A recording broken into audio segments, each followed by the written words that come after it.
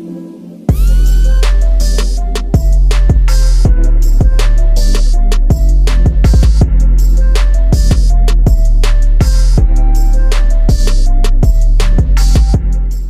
guys, it's Novelistine back at again with yet another video. I'm here with my crappy nails. I just repainted my damn self and I need to do a refill.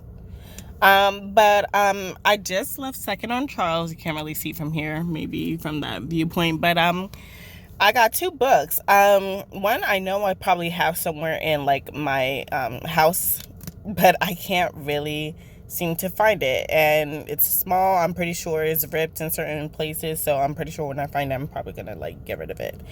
Anyway, so I got two books from Second and Charles plus a review. The first book that we have in hand is The Smoke Thieves by Sally Green. This is the first book in this series. I already saw this at Barnes and Nobles, and like the second book is already out. I forgot the name of it, but Aphrodite reads in one of her videos. I don't know, because I'm trying to hunt it down, because when I saw this at Second and Charles, I jumped at the chance to get it because this was the only book there, and I got this for like what? $5.50 versus $18 at Barnes and Nobles. Sure, I could get a discount since I have a membership, but no. But I jumped at the chance, and I couldn't even find Aphrodite Reed's video when she was talking about this. I didn't know if she liked it or not. I forgot. I'm pretty sure it's in one of her videos, but either way, I got the receipt, so I most likely will return it if I get more reviews and all that other jazz. But I think it has an average book rating, but I like the cover. So let's see. So we got a assured princess whose father is plotting against her, an idealistic soldier turned traitor. Sounds interesting. And then you got a servant taking revenge on his family, a demon hunter, a charming thief. Obviously, all of these are young adults, and they're coming together. And of course, I like political intrigue, forbidden love, and all that other jazz. And I think, based on Aphrodite Reads, if I remember clearly, you got demons, and somehow the Smoke Thieves has more to do with you have to kill a demon to get the smoke out of them. And I think the smoke is something that can be sold on the black market. That's why they sell so high. I think that's what it is, based on what I remember from that video when she did a slight blurb. I think it was in one of her blogs, but go check that girl out. I like her. Okay, so we have another book, the Canterbury Tales by Jeffrey Shaffer. So I actually had this book a long time ago, but the problem is I never read it, and it was in mass. It was in the mass, the mass paperback version, and I can't find it in my room, or in the house for that matter. I think either A, it was gotten rid of because I recently were cleaning out the house and everything. So yeah, I'll be ready to read this right in it, and I don't know why, but I prefer paperback versus mass paperback. And when it comes for plenty of room to annotate. And when it comes for hardback and stuff, I don't know. I'm a bit iffy. I'm just starting to get into ebooks, so we'll see how that is. But I do have a problem with it. Anyway, I'll probably discuss my problems with ebooks towards the end and ask for advice. Now, on to this review part of this video. I just got done reading Beast Made of Night by Tochi Anabuchi, and it was part of my challenges for both the Seat at a Table, because that's a book, and there's going to be a live stream today, so hopefully I can get this review up today. And I how can I say this? I didn't like it. Okay, I think I gave it like 2 stars. So let's get into it. So this is a Nigerian inspired world, or I think it's like a magical Nigeria, where you have the people named Aki, and these people, the main character name is Taj, and he's an Aki, and basically the Aki are people who takes people's sins, and they fight them. The mages are the ones who conjure them up, bring them out of people, so that way the Aki can fight them. And once they got done killing the Aki, killing the bees, the sins. The sins turns into smoke, and it enters you, and it becomes part of your body, and it becomes tattoos. And they're considered the lower caste. People are disrespectful to them, even the palace guards. And one day, Taj is sent to the castle, to the palace, where they have to handle a sin, and from one of the royals. And he discovers some kind of plot, and next thing you know, he's thrown into it. And the premise sounds so interesting, like tattoos and sins, and I like the concept of it. And I feel like the battle scenes and the magic system is really interesting, especially when it has to do with math and science and like magic and all that other good jazz. And I do thoroughly enjoy the magic system, especially when it comes for the Aki. And I like the different cultures, because you have, I forgot this girl's name, but she's from outside the city, outside that area where the Aki are actually revered instead of disrespected all the time, because they are putting themselves at risk. In fact, there's this term called crossed, and it's when an Aki gets eaten by the beast. And I don't know, I feel like it's their soul, because technically they said in the book that they're not dead when they're crossed. It's like their body, it's like their soul is stuck, and like their eyes turn black, and they're just stuck that way forever, because you can't get the soul out of the sin. So they have to like slit the throat so the body can really die in peace, and so the soul can move on. Or maybe, yeah, but basically that. And it's very interesting. I thought that, let's go into why I didn't like it. Okay, now here's the thing. Let's start with the positives. It's a really good premise, and I feel like I would have loved it had I been younger. But this just wasn't it. I'll have to take it. Tochi, he's a really good writer. He really is, and I look forward to reading his other book called, I think, The War Girls. It's this beautiful cover. I'll put it right here somewhere, and I can't wait to read that, and hopefully it won't disappoint me like this book did, because this had so much going for it, but it failed in my eyes. Okay, some people, when it comes for the villain, because I was reading other people's reviews about the villain reveal, like, oh my goodness, like this was out of character. But it's like, really? I don't know why, because since he was sent to the palace to deal with, other people's sins, and in this society, people worship the royals. They don't think, oh, the royals can never sin, even though the Aki are sent there all the time, but they're not allowed to say that, yeah, these royals, they sin just like us regular human beings. They're not allowed to do that. But to say that. But like, because of that, and not to mention one of the characters who is a royal, they were giving off, I did not trust that character from the very beginning. I find that character very untrustworthy. Like, why are you all of a sudden taking an interest? Like, I feel like this person, the main character who turned out to be the villain, was those people who are fake and nice, and they're so good at being so nice to you that when they betray you, all of a sudden it's like, wait, I would have never seen this coming, but unless you have some kind of discernment. And I feel like since Taj was so far up, I'll get into spoilers soon, but like, this person was very untrustworthy, at least in my eyes. So I don't know why people were so shocked. I feel like this person just gave off a very, I don't know, fake vibe to me. And when it comes for the love interests, because there's two, and one of them seemingly came out of nowhere. The other one definitely was like insta love on Taj part.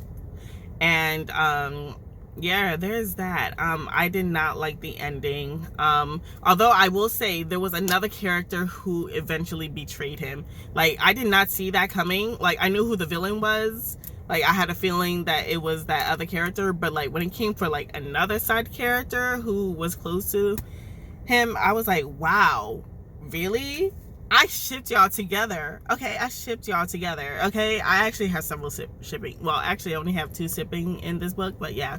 So let's get into spoilers. So Taj and the fucking princess. So when Taj got sent to take on the sin of the king, the king does not like that. They got sent after them. Bo, who is Taj's best friend, he got arrested, but Taj managed to escape. And next thing you know, it's this man. He got caught. Taj got caught, and now he's back at the palace, but he's being treated better and basically kind of like a soldier. So it turns out there's like this huge plot that, by the way, didn't even come in until like 83% of the book. Okay, because I was like, really? Now we reveal it? I would.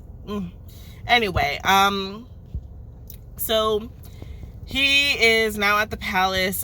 He is kind of feeling guilty because when he finally meets his friends because Bo got released from prison, he's like, wow, you're so different. You are so different.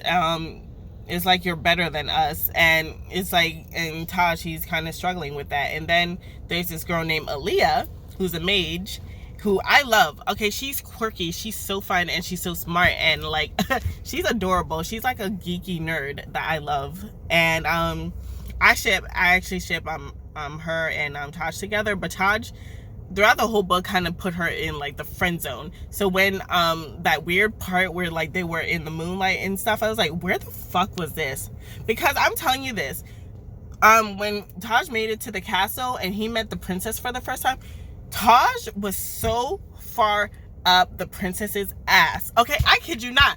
He was so far up the princess's ass, I'm pretty sure she was stiff the whole time. That's how much he was so far up her ass. So when that scene between Taj and Aaliyah, and like they had a shifting moment after you kind of friend zone her, I was like, where the fuck did this come from? And even after that moment, after that special moment underneath the moonlight, they didn't kiss or anything, but they had like, I don't know, I feel like after you have a certain connection with someone and you have like that special talk, even if it was nothing and something somehow conspired between the two of them, you don't know what it is, but you know that it's something like you kind of don't want to acknowledge, like, wow, am I really feeling her?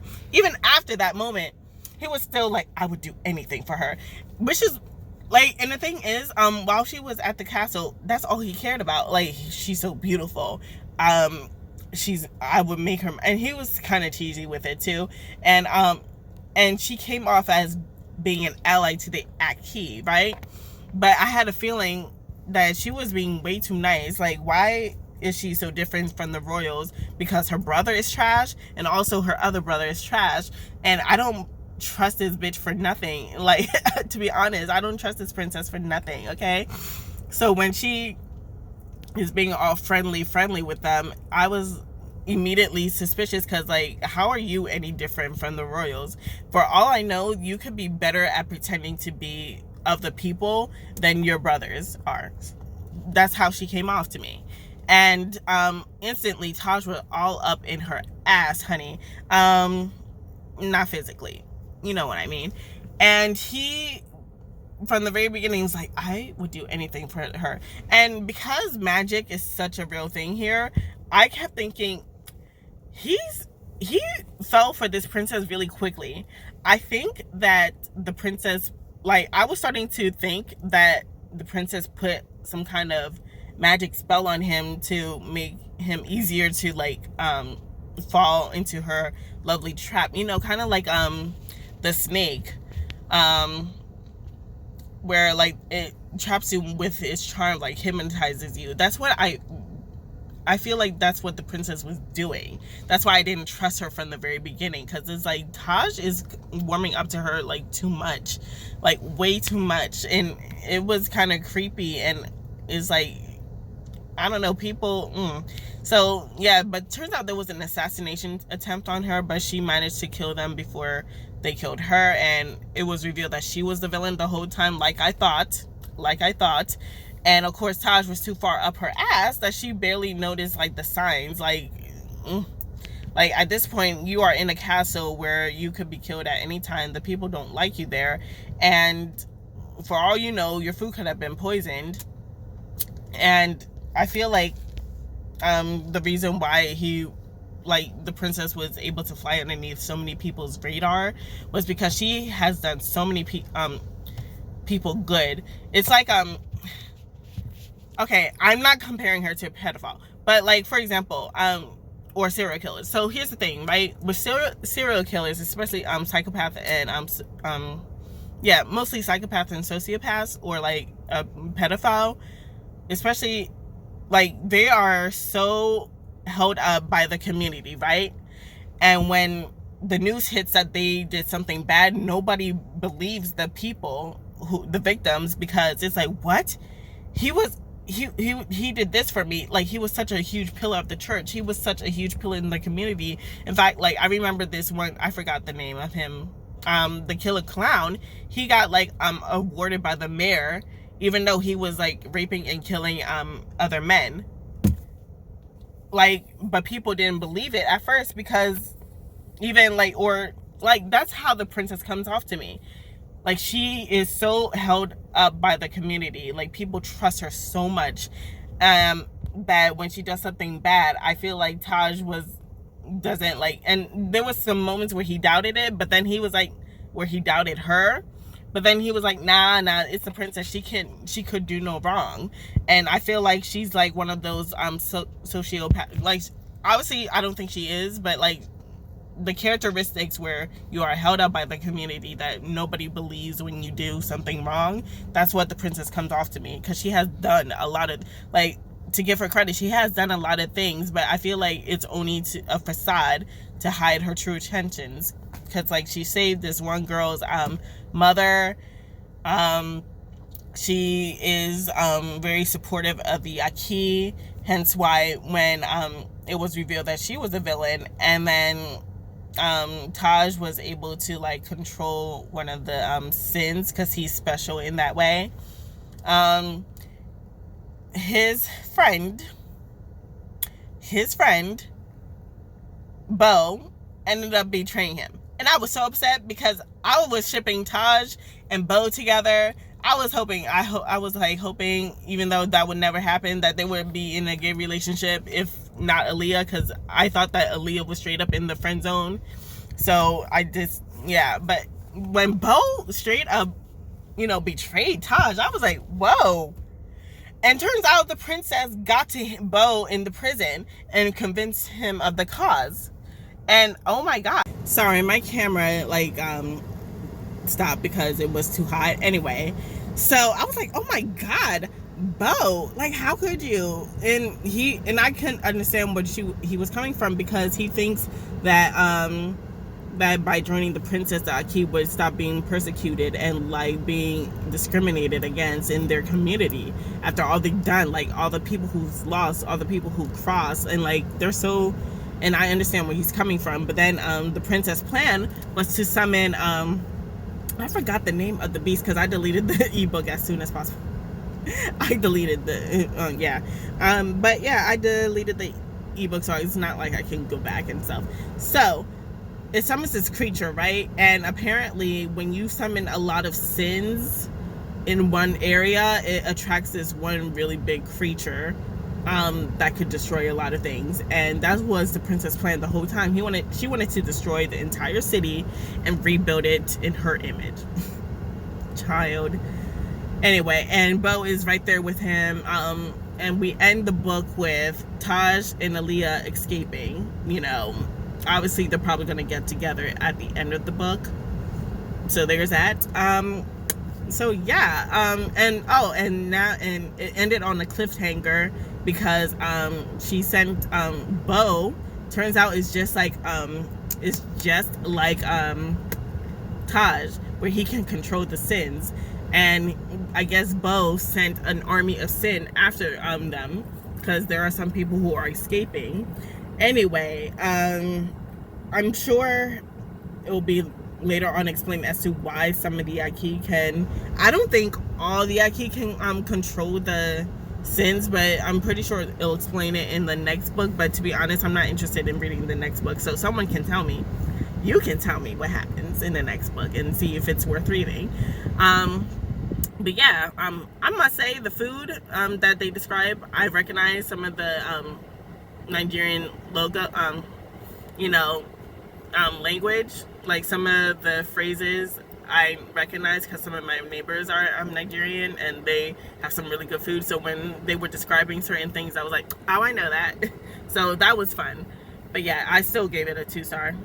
For me, it's not worth it, and it had such a good premise going on. But had I probably been younger, I probably would have loved it a lot more. But now I'm just like, no, I'm not interested. So yeah, at least I read it before the end of the book. I mean, before the live stream. So I think the live stream is at 6 o'clock tonight. So definitely head over to A Seat at a Table on Goodreads, as well as Oshale. I think is being held at Oshale's channel normally, but who knows, they might diversify the live streams and go to either Brittany or Troy's channel. So I'll link their channels down below as soon as I got home and finished editing this. Okay, that's it.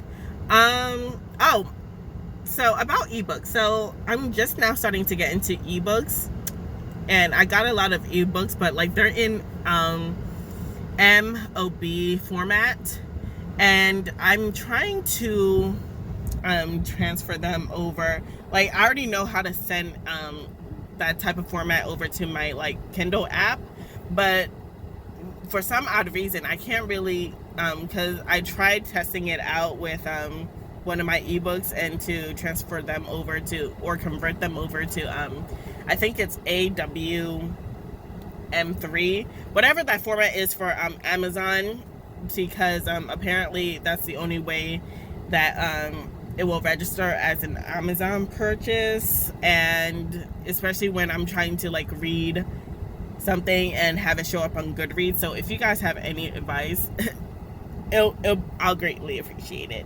If it's impossible, then oh well, I guess I'm gonna have to like copy and export like all my notes and highlights into some other document and like post them somewhere. But that's it.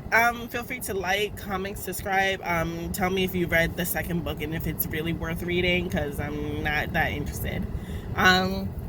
Oh, and if you guys have read this book, let me know. I'm about to like really hunt down that video from Aphrodite Reads, so we'll see. Goodbye. Read a book, read a book, read a motherfucking